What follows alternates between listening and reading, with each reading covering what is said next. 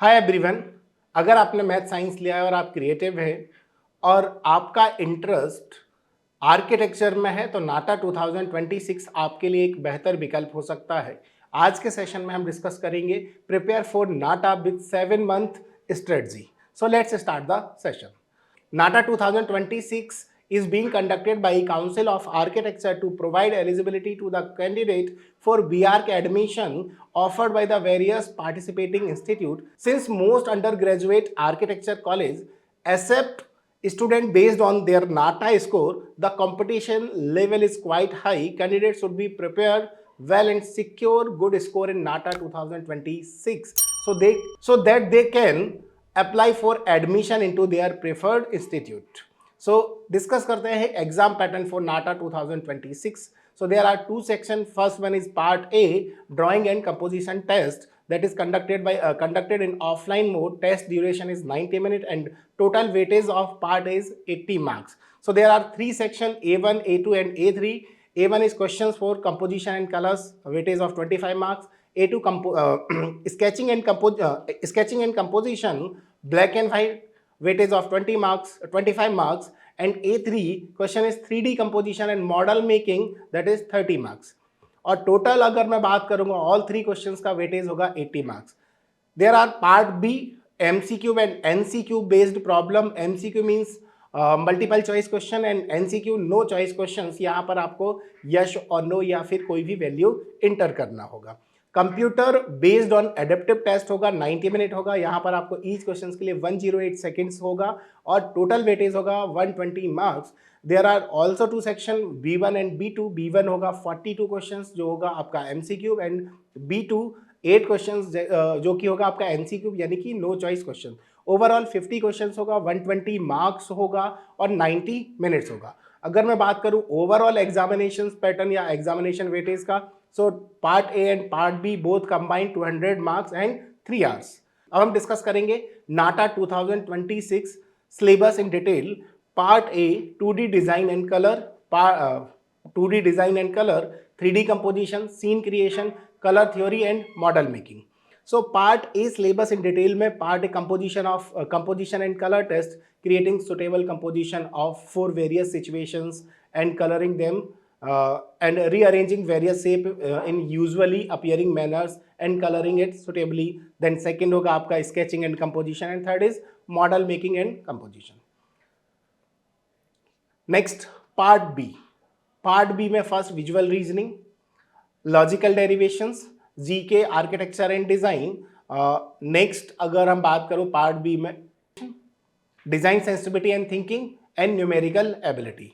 So part B syllabus in detail. Visual reasoning means ability to understand, reconstruct 2D and 3D composition, knowledge about its composition and technical concept. So basically यहाँ पर आपको net diagram और 2D and 3D shape का understanding हुआ for aptitude purpose. यहाँ पर आपको drawing में भी 2D and 3D कंपोजिशंस पढ़ना, बट यहाँ एप्टीट्यूड में टोटली डिफरेंट होगा. सेकेंड है आपका लॉजिकल डेरिवेशंस. यहाँ पर आपको सिचुएशन, कंपोजिशन, कॉन्टेक्स्ट या इस टाइप के प्रॉब्लम्स मिलेंगे जो कि आपका visual and non verbal reasoning से सिमिलर होगा. थर्ड है आपका जीके, आर्किटेक्चर एंड डिजाइन. यहाँ पर आपको AAT, ज्योग्राफी, हिस्ट्री, इससे रिलेटेड प्रॉब्लम्स होंगे. AAT means architectural work and famous architect, building material और वेस्टर्न आर्ट, ये यहाँ से प्रॉब्लम्स होंगे. नेक्स्ट अगर मैं बात करता हूँ लैंग्वेज इंटरप्रिटेशन, यहाँ आपको बेसिक इंग्लिश लैंग्वेज से 1 या 2 प्रॉब्लम्स मिलेंगे. सेकंड है डिज़ाइन सेंसिटिविटी, तो यहाँ पर आपको फिगर्स या क्रिएटिविटी इसको एनालाइज करना और उससे रिलेटेड प्रॉब्लम्स के आंसर करने होंगे. नेक्स्ट है numerical ability, that is quantitative aptitude, और यहाँ पर आपको परसेंटेज, प्रॉफिट लॉस, इनसे रिलेटेड प्रॉब्लम्स होंगे. अब हम डिस्कस करते हैं मंथ वाइज स्ट्रेटजी. अगर आपने नाटा 2026 के लिए प्लान किया है और आपका मंथ वाइज स्टडी प्लान क्या होना चाहिए, मैं उसको डिस्कस करता हूँ. फर्स्ट मंथ की अगर मैं बात करूं कि यहाँ पे 4 सेक्शन में मैं डिवाइड करूंगा. फर्स्ट सेक्शन है क्वांटिटेटिव एप्टीट्यूड, जिसमें हम फर्स्ट मंथ कवर करेंगे ratio, proportion, percentage and profit loss. And अगर मैं बात करूं नॉन वर्बल रीजनिंग, जिसमें हम कवर करेंगे सीरीज, एनालिटिकल रीजनिंग या figure counting and embedded figure. And VR verbal reasoning में यहाँ पर हम कंप्लीट करेंगे blood relation, direction sense and sitting arrangement. And BR के special aptitude, that is AAT and GK यहाँ कवर हो जाएगा, जिसमें हम फर्स्ट मंथ कवर करेंगे एलिवेशन. एलिवेशंस क्या होगा, यहाँ पर आपको finding correct view like front view, top view and back view, side view, ये सारी चीज़ें कवर करना होगा। नेक्स्ट सेकेंड मंथ में क्वांटिटेटिव एप्टीट्यूड में हम कवर करेंगे simple interest, compound interest and averages. Non verbal reasoning में कवर होगा mirror image, water image, paper cutting and paper foldings, grouping of image and image analysis. Verbal reasoning में cover करेंगे character puzzle, analogy, Venn diagram and syllogism. BR के special aptitude में इस month cover करेंगे हम projection. हम discuss करते हैं थर्ड मंथ में होगा हमारा quantitative aptitude, non verbal reasoning, verbal reasoning and VR special aptitude. Quantitative aptitude में time and work, simplification, speed, time and distance, numbers. Non verbal reasoning analogy, pattern completions, figure matrix. Verbal reasoning arithmetic reasoning, data sufficiency, series completion and VR के special aptitude architectures of India and world and architectural technology, terminology and principles. 4 month quantitative aptitude partnership, problem solving and mixture and allocations. Non-verbal reasoning, dot situations, cube and dice, classification, rule detection. In a verbal reasoning, classification, coding, decoding and puzzle test. And BR special aptitude, architectural terminology and principle, building system and bridges. Fifth month quantitative aptitude, area, volume and surface area. Non-verbal reasoning, shape construction, construction of square and triangle, deviation of figure. In a verbal reasoning, alphabet test, order ranking, mathematical operation. BR special aptitude, famous buildings, India's and world, history of architectures. Next 6 month in a quantitative aptitude, permutation and combination, probability and non-verbal reasoning topic test. Because हमने 5th month में ही non-verbal reasoning को complete कर लिया, so now 6 month हम NBR topic test and revisions करेंगे. And verbal reasoning में clock and calendar and topic test and revision. And BR Western art and monuments. 7th month in a quantitative aptitude, topic test, revision, practice mock test and revision. And BR के special aptitude, geography, India and world and history. Because इस 7 month बहुत ही crucial होगा, यहाँ पर हम बहुत सारे mock test and P by P solve करेंगे. इसके अलावा आप क्या कर सकते हैं, then practice mock test. Practice mock test क्या होगा, आपको एग्जाम पैटर्न से फेमिलियर करेगा, साथ ही साथ आपको एग्जाम का डिफिकल्टी लेवल, एग्जाम का अप्रोच, ये सारी चीज़ें आपको कहाँ से क्लियर होगा, प्रैक्टिस मॉक टेस्ट। सेकंड है आप next create notes regularly. Because हमने 7 मंथ में बहुत सारी स्टडी की है, अगर हमने ये स्टडी को एक जगह कंपाइल नहीं किया, अगर नोट्स नहीं बनाएंगे, सो एग्जाम टाइम पर हमारे पास बिल्कुल भी ब्लैंक होगा। बिकॉज आपने सब कुछ पढ़ा है, but at the time of revision की मैं बात कर रहा हूँ कि रिवीजन के लिए आपके पास कुछ भी नहीं है। सो रिवीजन के लिए हमारे पास ज़रूरी है कि मॉक टेस्ट और जो भी हमने प्रिपेयर किया है उसका एक रिटन में सारी चीज़ें। सपोज मैं एक एग्जाम्पल लेता हूँ कि एक स्टूडेंट है जिसने आपका NVR, VR, क्वांट, GK और जो भी सारे सब्जेक्ट हैं सबका शॉर्ट नोट्स बनाया है, और जितने भी mock test and PYP solve किए हैं वहाँ पे भी उसको कुछ न्यू कॉन्सेप्ट मिला। सो वही सेम कॉन्सेप्ट उसने रिलेवेंट सब्जेक्ट के जहाँ पर भी नोट्स बनाए वहाँ ने नोट डाउन किया है। एग्जाम से पहले अगर वो पूरा रिवाइज करेगा देन उसको एक ही जगह सारी चीज़ें कंपाइल होकर होगा। वही एक अनदर स्टूडेंट जिसने सारी चीज़ें वेल प्रिपेयर किया है, बट एग्जाम टाइम पर उसने सारे कॉन्सेप्ट को एक जगह पर मेंटेन नहीं किया है। सो एग्जाम टाइम पर वो हो सकता है कि उन कॉन्सेप्ट को भूल जाए या वो कॉन्सेप्ट उसको याद ना हो। सो बेटर स्कोर कौन करेगा, ordinary student I think better score करेगा, बिकॉज जिसके पास सारे कॉन्सेप्ट भी होंगे और जिसने रिवीजन भी किया होगा। सो नोट्स बनाना एक इम्पॉर्टेंट थिंग है ना, इम्पॉर्टेंट चीज़ है। फिर आता है रिवीजन। रिवीजन बिकॉज हमने ह्यूमन नेचर है कि हम जो भी याद रखेंगे कभी ना कभी भूलेंगे। बिकॉज अगर हम रिकॉल करेंगे चीज़ों को तो वो आपके लिए एक बेटर हो जाएगा, और एग्जाम टाइम पर जितना बेटर रिवीजन होगा कॉन्फिडेंस भी उतना ही बेटर होगा और स्कोर भी उतना ही बेटर होगा। सो रिवीजन एक इम्पॉर्टेंट है। अगर आपने कितना भी पढ़ाई की और रिवाइज नहीं किया है तो आपके लिए सक्सेस होना बहुत डिफिकल्ट है। तो याद रखिएगा जो भी हमने पढ़ा है उसको रिवाइज ज़रूर करना है। नेक्स्ट है क्रिएट हेल्दी शेड्यूल। अगर हम बात करते हैं कि हेल्दी शेड्यूल क्रिएट नहीं किया, बिकॉज अगर मैं एज अ स्टूडेंट डिस्कस करूँ कि मुझे कोई एक सब्जेक्ट बहुत अच्छा लगता है तो मैं ऑल टाइम वही सब्जेक्ट पढ़ूंगा बिकॉज उसमें मेरा बहुत इंटरेस्ट है।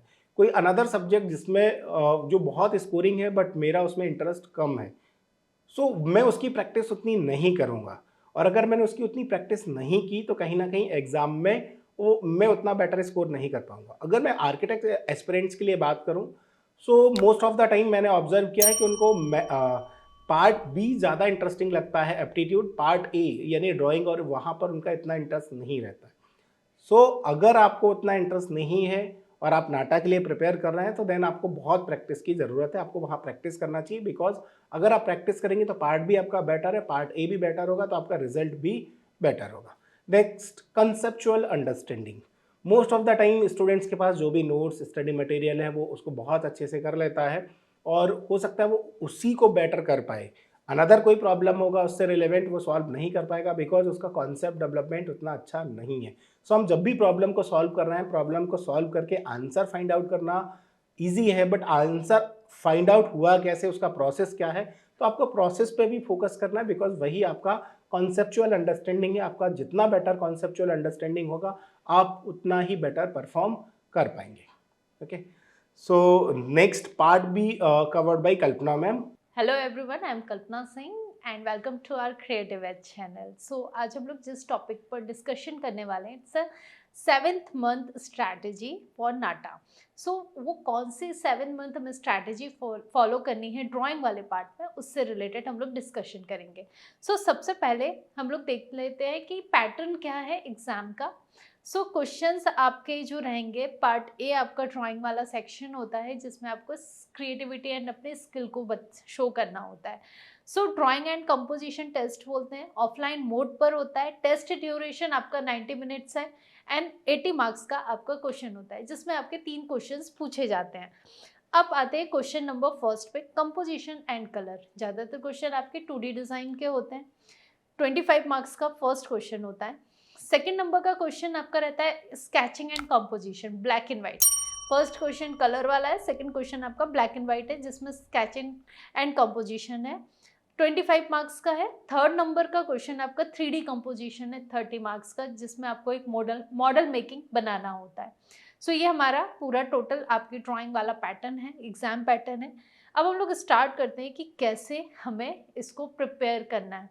सो पार्ट ए में जो हमारे ज़्यादातर जो सबसे इम्पॉर्टेंट क्वेश्चंस हैं वो है 2D design with colour, 3D composition with black and white, scene creation also black and white, and colour theory और एंड मॉडल मेकिंग।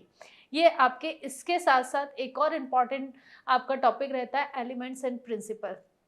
इसकी नॉलेज होना भी बहुत ज़रूरी है क्योंकि विदाउट एलिमेंट्स एंड प्रिंसिपल की नॉलेज के बगैर आप 3D मॉडल नहीं बना सकते, उसी से आपके क्वेश्चंस को पिक किया जाता है। ओके, सो हम लोग आते हैं अपनी सबसे पहले ड्राइंग सिलेबस।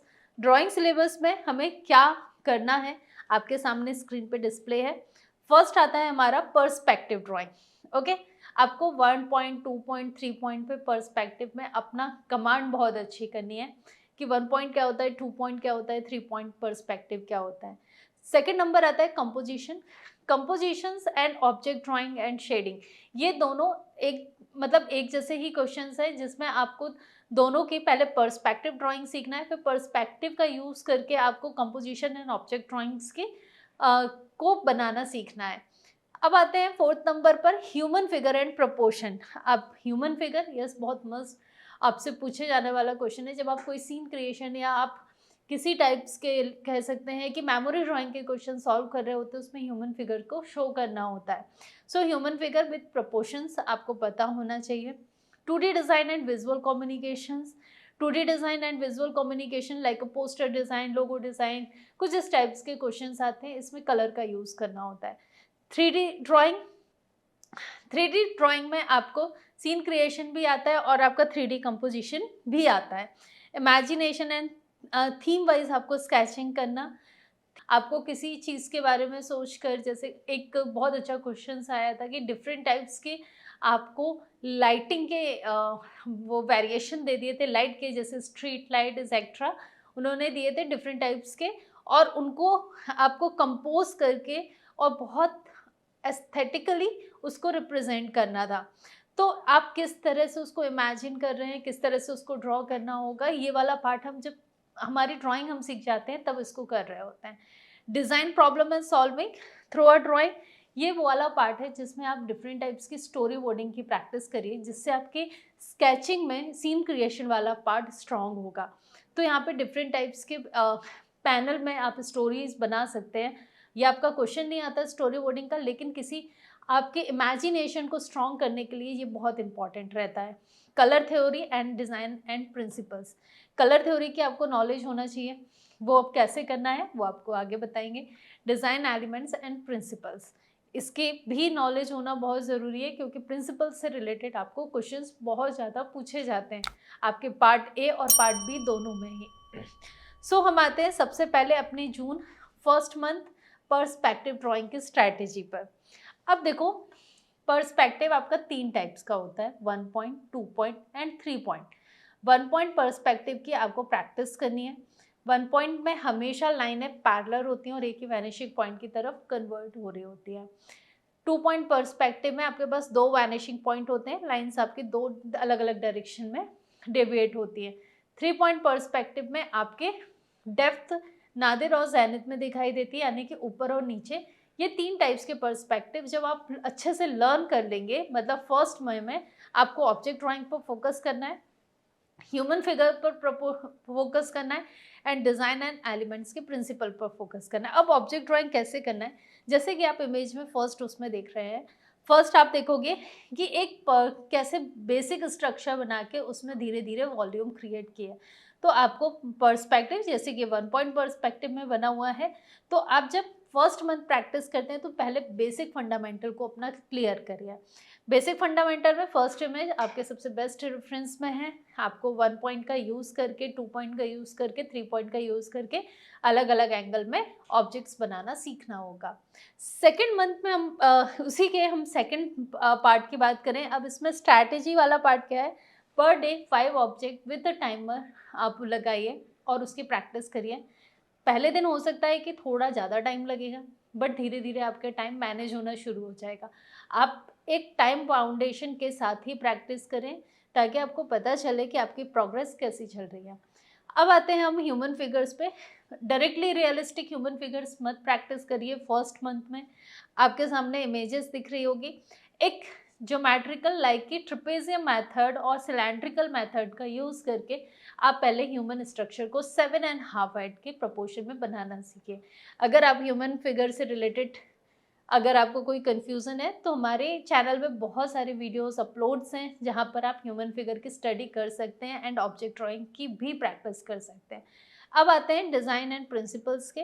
इससे रिलेटेड भी वीडियोस हैं, अगर आपको समझना है कि कैसे इसको रीड किया जाता है और कैसे अप्लाई किया जाता है तो आप इससे रिलेटेड भी हमारे चैनल में स्टडी कर सकते हैं।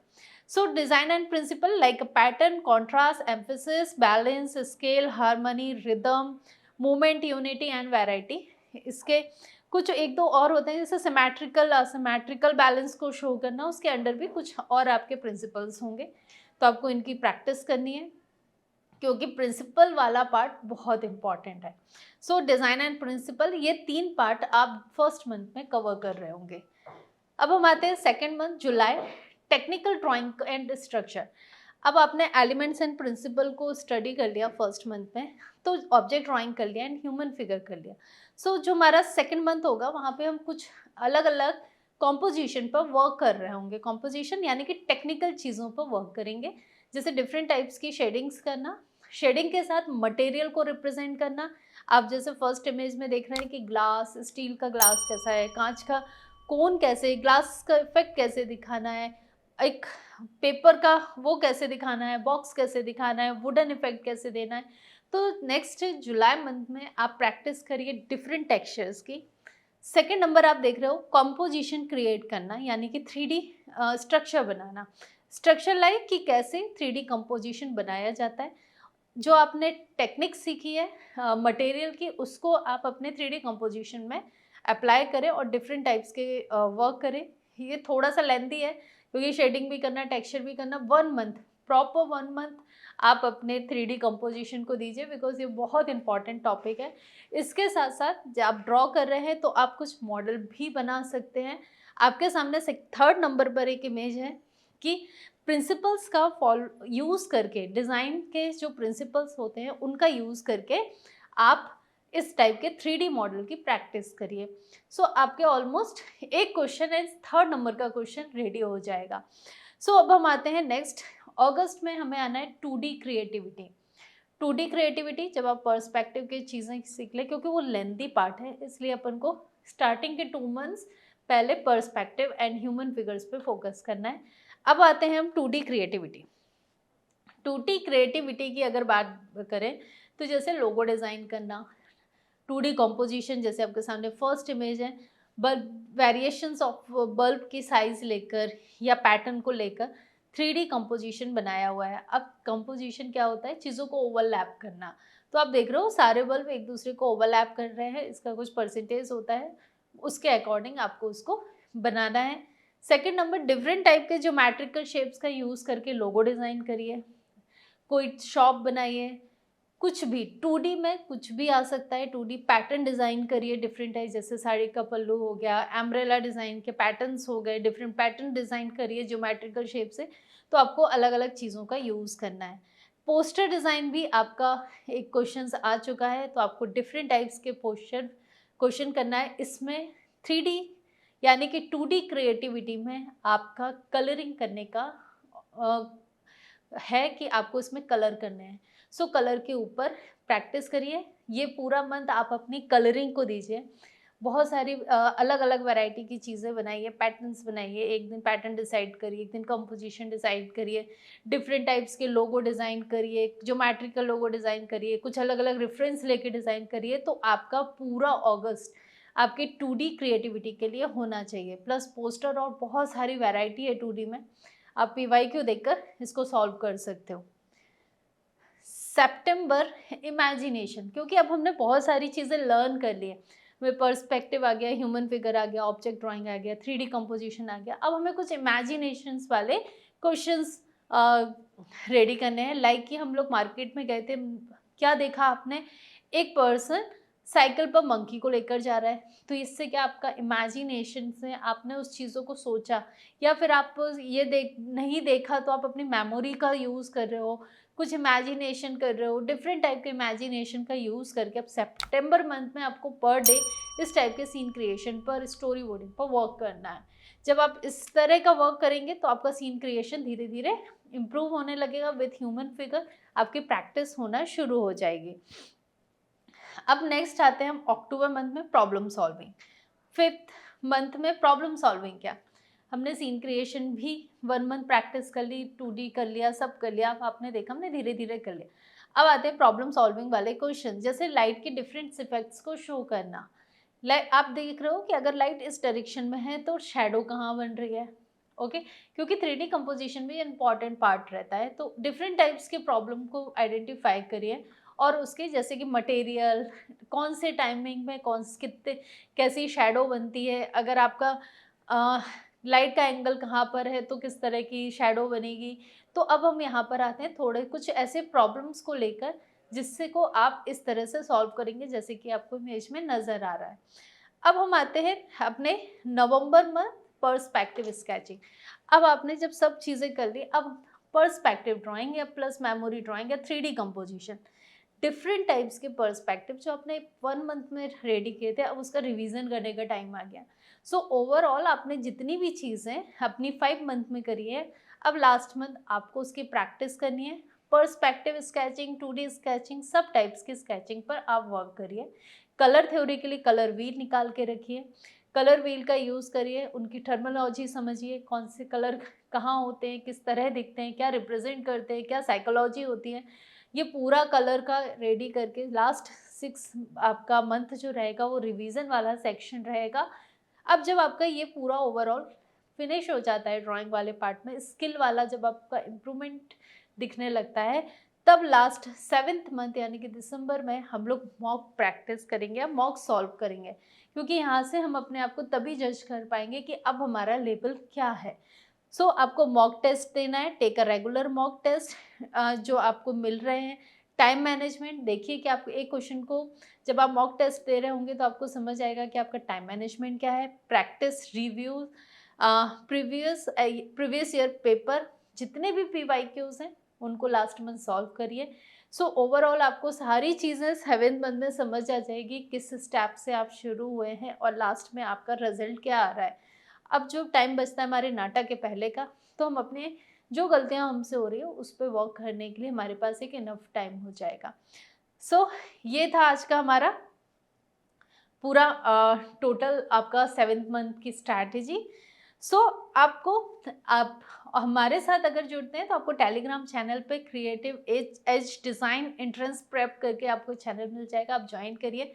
वहाँ पे स्टडी मटेरियल शेयर किए जाते हैं, आपको स्टडी के लिए बहुत हेल्पफुल रहेगा। इंस्टाग्राम पे आप चैनल को फॉलो कर सकते हैं, क्रिएटिव एज ऑफिशियल के नाम से चैनल है। आप वहाँ पर भी बहुत सारी अपडेट हम लोग अपलोड करते रहते हैं। यूट्यूब चैनल आपके creative edge by top rankers design and architecture के नाम से मिल जाएगा, जिसमें आपको आपके स्टडी को प्रॉपर वे में ले जाने के लिए बहुत सारी क्लासेस अपलोड हैं। सो इस तरह से हम लोगों ने आज 7 मंथ की स्ट्रैटेजी को कंप्लीट किया। होपफुली कि आपको समझ आएगा। स्टार्ट करिए। कुछ अगर आपको लगता है कि पर्सपेक्टिव नहीं बन रहा है, 3D कंपोजिशन नहीं बन रहा है, तो आप हमारे चैनल की प्लेलिस्ट में जाकर सारे वीडियोस देख सकते हैं, टॉपिक वाइज समझ सकते हैं।